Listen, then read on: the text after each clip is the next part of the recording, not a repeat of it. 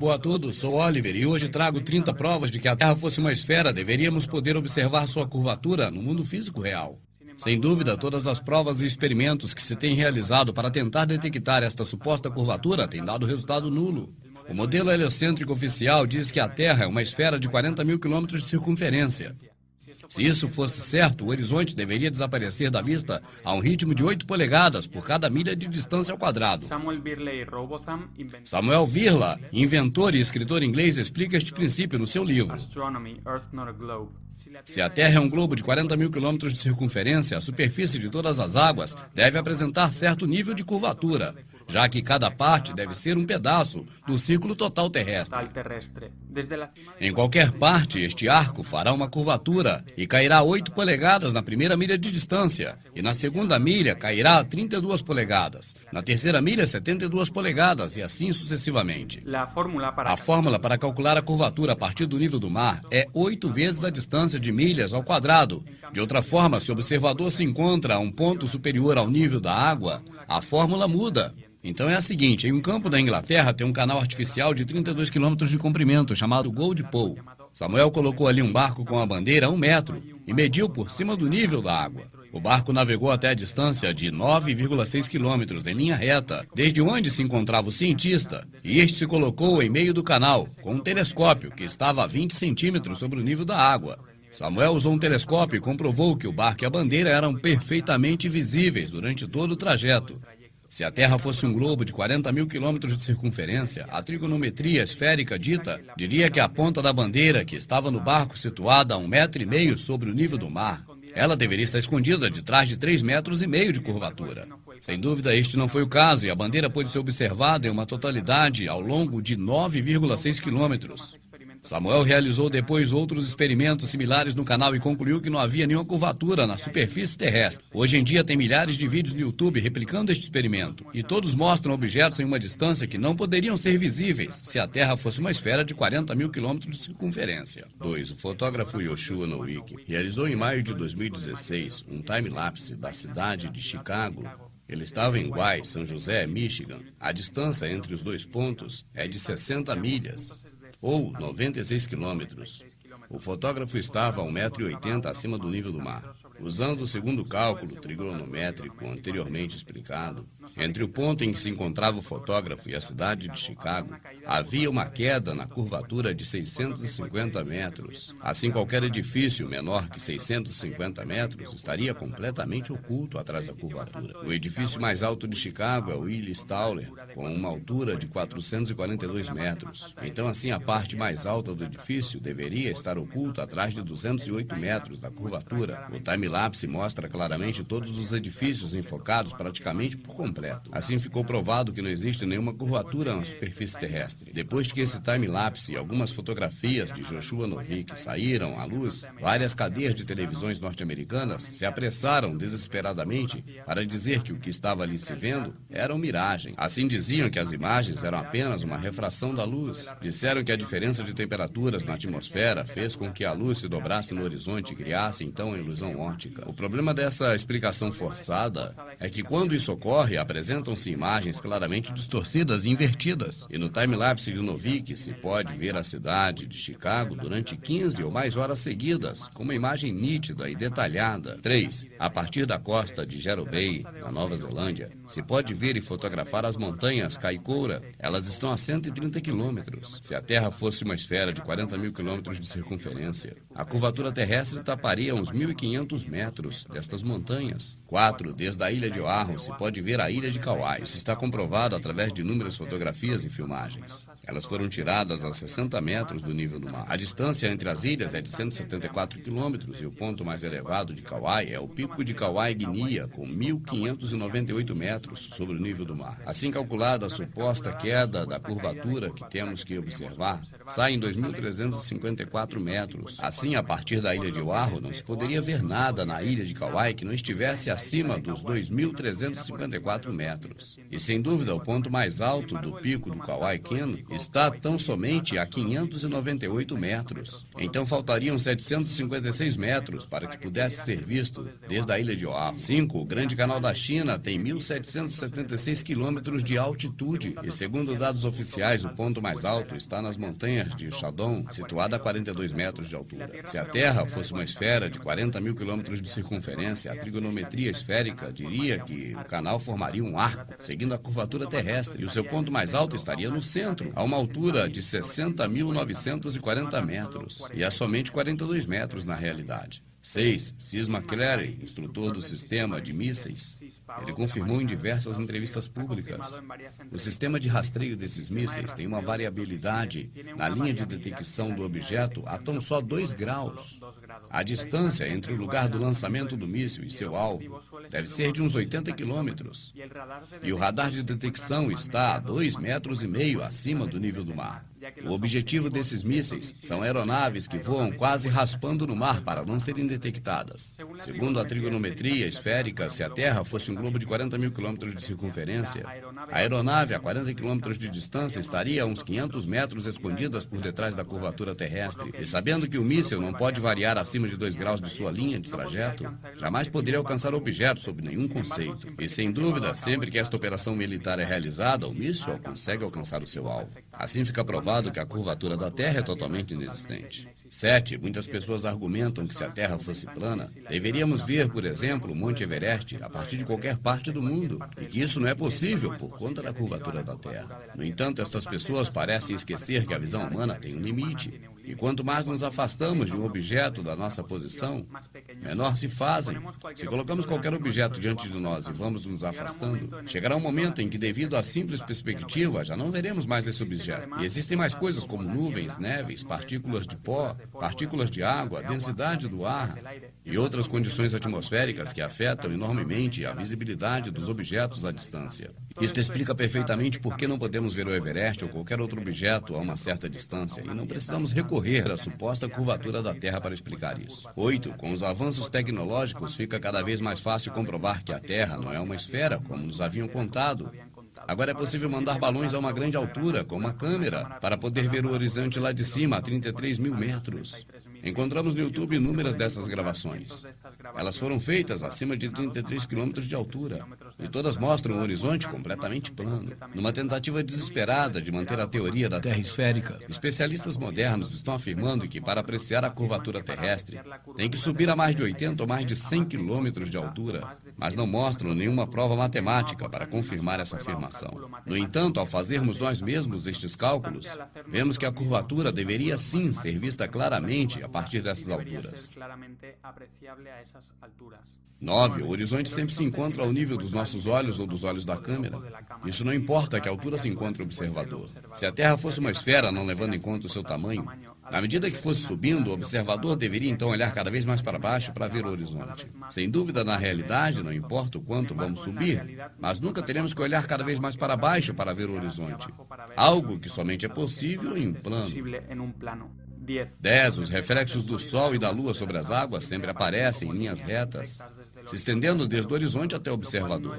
Isso não é possível sobre uma esfera, somente sobre um plano. 11. Nunca se tem em conta a suposta curvatura da Terra na hora de construir canais globais ou ferrovias. Assim, os construtores teriam que aplicar a fórmula trigonométrica de 8 vezes a distância de milhas ao quadrado. Assim, saberiam como aplicar os materiais para fazer a construção.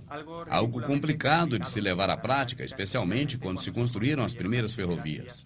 Na verdade, as linhas de trem são construídas em posição totalmente horizontal e plana.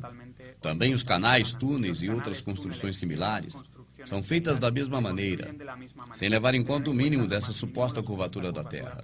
Apenas levam em conta pequenos desníveis dentro da planície. Em 19 de fevereiro de 1892, o Escritório de Engenheiros de Manchester publicou que as construções de vias ferroviárias e canais Tem a norma de que o ponto de referência para todas as superfícies seja uma linha horizontal. Assim, na prática, na hora de planejar e realizar obras públicas, não se tem em conta nenhuma curvatura da terra. Em 1890, um engenheiro com 30 anos de experiência escreveu sobre seu trabalho com vias ferroviárias. É bem sabido entre os profissionais do setor que os cálculos e processos feitos para incluir a curvatura da terra nas construções são impossíveis de levar à prática. Todas as locomotivas estão desenhadas para viajar sobre uma superfície plana. Claro, existem certos desníveis aqui e ali, mas sempre são minuciosamente definidos e devem ser atravessados com cuidado. Qualquer coisa parecida a uma curvatura de 8 polegadas vezes o quadrado da distância em milhas não seria sustentável para nenhuma máquina existente. Somente podemos rir de pessoas que defendem poder levar a cabo tais coisas, como fazer circular trens sobre uma superfície esférica. As curvas em uma superfície plana horizontal já são suficientemente perigosas. As curvas verticais seriam 1000 vezes piores e fisicamente impossíveis de se fazer, tendo em conta como se constrói as ferrovias. O engenheiro Winkler escreveu, em 10 de outubro de 1893, o seguinte: como engenheiro com muitos anos de experiência, vejo que a absurda ideia de ter em conta a curvatura da Terra só está presente em livros de texto. Nenhum engenheiro sonharia em ter em conta algo assim. 12. O canal de Suez, que conecta o Mar Vermelho ao Mediterrâneo, ele tem 163 quilômetros de comprimento. A sua água é plana desde o início até o final. A suposta curvatura da Terra não foi levada em conta para sua construção. A omissão na qual de existir essa curvatura deveria então ter produzido resultados desastrosos na construção do canal. 13. Quase todo o grande canal da China, 1.700 quilômetros, foi construído durante a dinastia Sui. Ele foi construído 1000 anos antes de Copérnico e a sua teoria da Terra esférica. Se a Terra fosse uma esfera, sua construção e posterior funcionamento deste canal seriam impossíveis. E o canal continua operativo ainda hoje. Deveriam ter aplicado a fórmula 8 vezes a distância do canal ao quadrado. Assim calculariam a curvatura da Terra e também calculariam a curvatura dos materiais empregados. Assim, este canal de 1.700 quilômetros de comprimento se adaptaria à curvatura da Terra. Mas isso era impensável no ano da sua construção, em 1609. 14. Desde a antiga Grécia é usado o argumento de que a parte de baixo dos barcos desaparece à distância. E isso ocorre por conta da curvatura da Terra. Sem dúvida, hoje podemos comprovar com câmeras e telescópios que isso está errado. Ao fazer um zoom, vemos o barco por inteiro, inclusive a parte de baixo. Fica provado que o barco jamais desaparece por conta da curvatura terrestre. E, na verdade, desaparece do nosso campo de visão apenas por uma questão de perspectiva. 15. Se os barcos desaparecem no horizonte por conta da curvatura da Terra, também deveríamos poder observar a curvatura no horizonte no âmbito lateral. Isso porque ao nível do mar, acima de 8 km a partir do observador, à esquerda ou direita ou vice-versa tem mais de 16 km e não há curvatura. Se não se observa nenhuma curvatura no horizonte lateral, na distância de 16 km, então é impossível que os barcos desapareçam a somente 8 km à frente por conta da curvatura da Terra. 16. A natureza dos fluidos é estar permanentemente nivelados. Quando este estado é afetado por qualquer influência externa, o líquido vai se mover até ficar nivelado. É assim que descrevem os livros acadêmicos.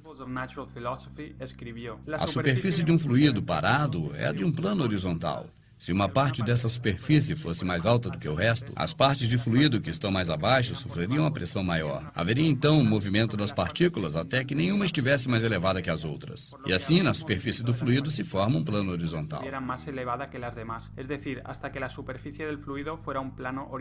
Se a Terra fosse uma esfera, a superfície das águas deveria apresentar um certo grau de curvatura. Mas o que vemos na realidade são águas totalmente niveladas, mares, lagos, rios, etc. A Terra plana é totalmente compatível com a física das águas, que busca manter sempre seu nível. Mas uma Terra esférica não é. Nos livros acadêmicos está escrito: a superfície da água é totalmente nivelada, a não ser que alguma coisa natural a agite, como ventos, terremotos, etc.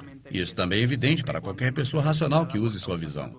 Como vientos, mareas, terremotos, etc. Esto es evidente para cualquier persona razonable que sepa usar la vista. 17. O rio Nilo tem 6.800 quilômetros. Se a Terra fosse uma esfera de 40.000 quilômetros de circunferência, segundo a trigonometria esférica, a segunda metade desse rio, 2.400 quilômetros, deveria estar correndo então para cima, em uma rampa de subida de 800 quilômetros. Se não houver uma força que a empurre, a água nunca vai para cima. A nascente do rio Nilo se encontra no rio Carreira, a uma altura de 2,7 quilômetros. Então é impossível que o rio Nilo tenha força para correr para cima até 800 quilômetros de altura. Dizem que o rio Nilo não corre para cima porque no espaço não há em cima nem embaixo. Parece terem esquecido que o rio Nilo está aqui na Terra e não no espaço sideral. O rio Nilo se encontra dentro da Terra e não no espaço exterior. Alguns dizem também que a gravidade atrai o rio Nilo até o centro da Terra. É por isso que ele consegue correr para cima. Não pararam para pensar que se de repente consegue a gravidade puxar o rio Nilo para cima, deveria conseguir também puxar todos os outros rios.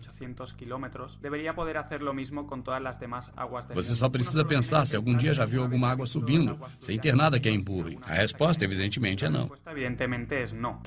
Você não vê isso nas leis da física, nem na observação empírica. O Nilo corre para baixo até chegar no mar, como todo rio. Isso seria impossível numa terra esférica, já que o Nilo teria que correr para cima em uma rampa de subida de 800 quilômetros. Mas isso é lógico e possível numa terra com superfície plana. O rio Carreira, sua nascente, sim, está a 2,7 quilômetros de altura. E isso faz com que o rio Nilo corra diretamente para o mar. 18.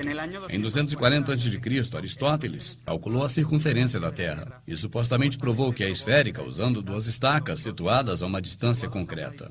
Ele mediu a longitude das sombras que eram projetadas nessas duas estacas. E esse experimento era baseado em que os raios do Sol chegavam à Terra em ângulos paralelos, como se deveria esperar, o Sol estando a 150 milhões de quilômetros de distância. Sem dúvida, essa experiência de que a Terra é esférica contradiz o que todos podemos observar de que os raios do Sol formam ângulos convergentes, criando uma pirâmide a partir das nuvens. Se chamam raios crepusculares. A explicação oficial sobre os raios crepusculares é que a atmosfera terrestre reflete a luz solar, e assim a forma piramidal é criada. Mas se isto for correto, derruba a tese das duas estacas de Aristóteles, já que ela se baseia no fato de que a luz solar entra em ângulos paralelos. E assim chegamos a duas possibilidades. Uma, que a atmosfera reflete a luz solar. Assim, Aristóteles estava equivocado a respeito da esfericidade da Terra e o seu tamanho. Ou dois, Aristóteles tinha razão. Mas a atmosfera não reflete a luz solar. E, portanto, os raios solares crepusculares provam que o Sol está muito perto. Qualquer uma das duas opções apresenta um problema muito sério para o modelo heliocêntrico.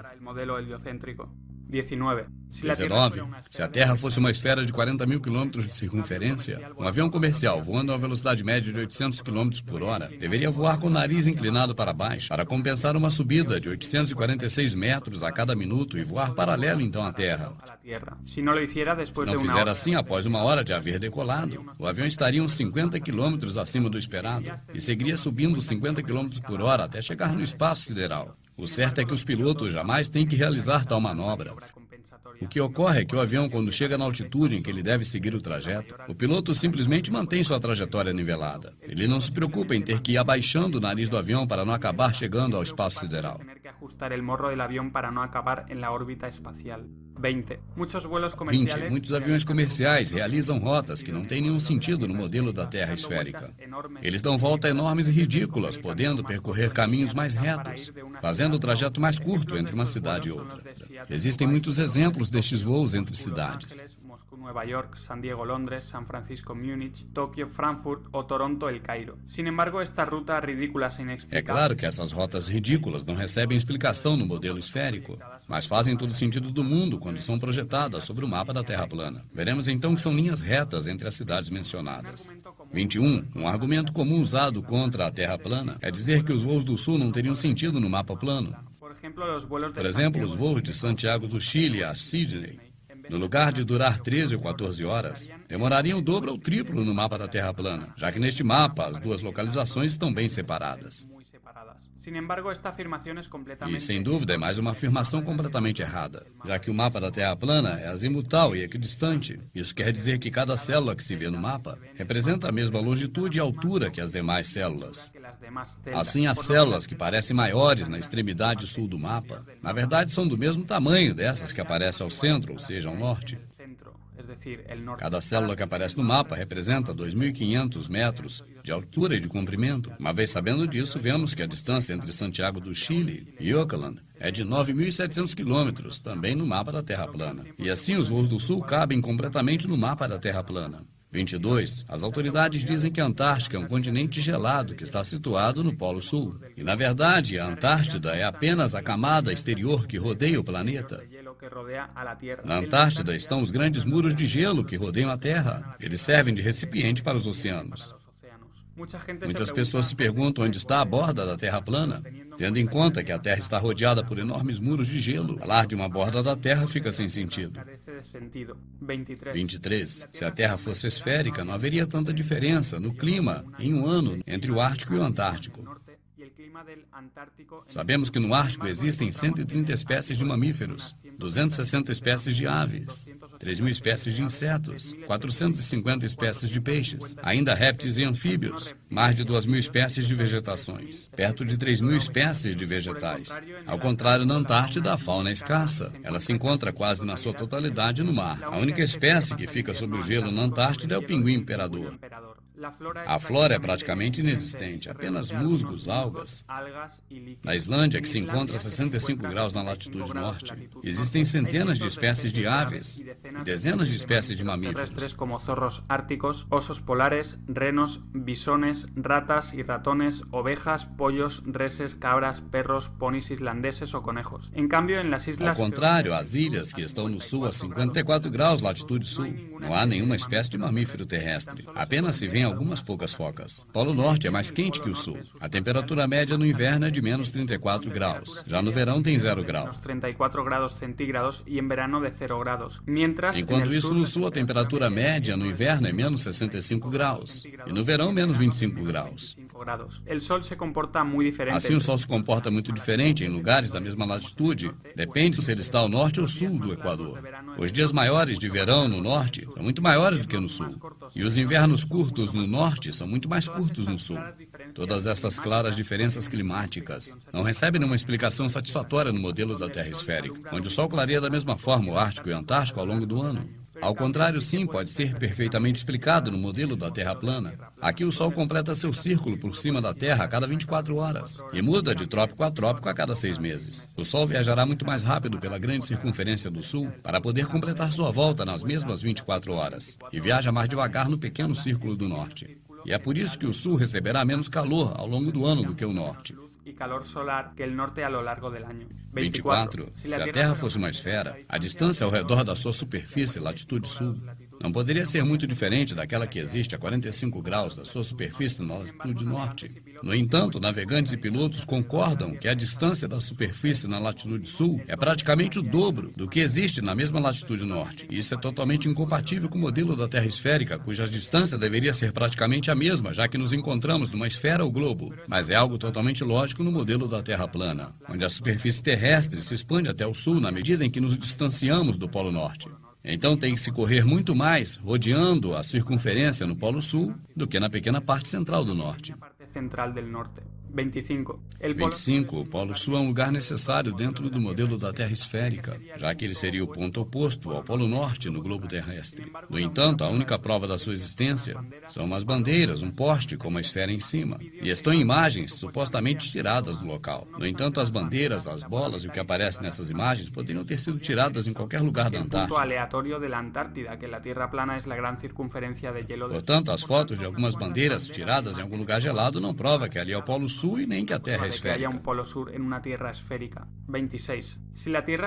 Se a Terra for uma esfera com dois polos magnéticos iguais e opostos, Polo Norte e Polo Sul, deveriam existir grupos que apontem sua bússola sempre para o norte e grupos que apontem a bússola para o sul.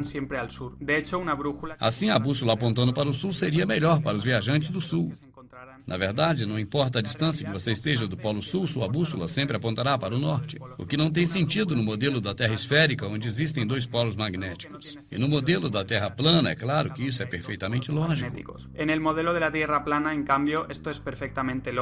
Já que não existe Polo Sul, somente existe um polo norte magnético, e ele está situado no centro da Terra. 27. Uma suposta prova de que a Terra é esférica é a possibilidade de dar a volta ao mundo partindo de um ponto e voltando para ele. Mas isso pode ser feito também na Terra plana.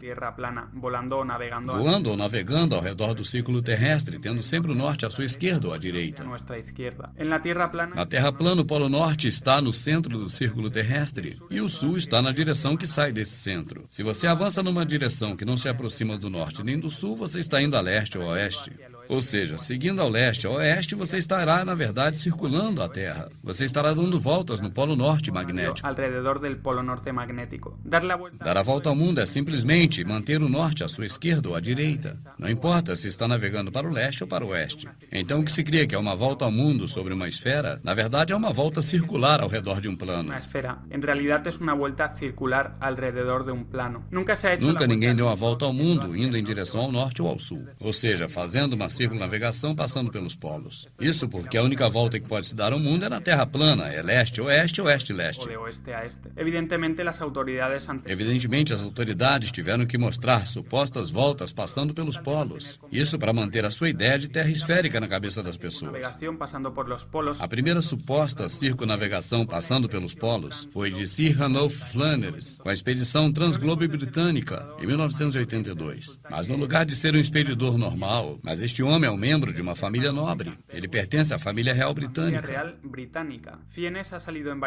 Ele é ator de vários filmes de televisão e cinema, inclusive cogitou ser o James Bond. Eles filmaram que teria sido as provas dessa circunnavegação.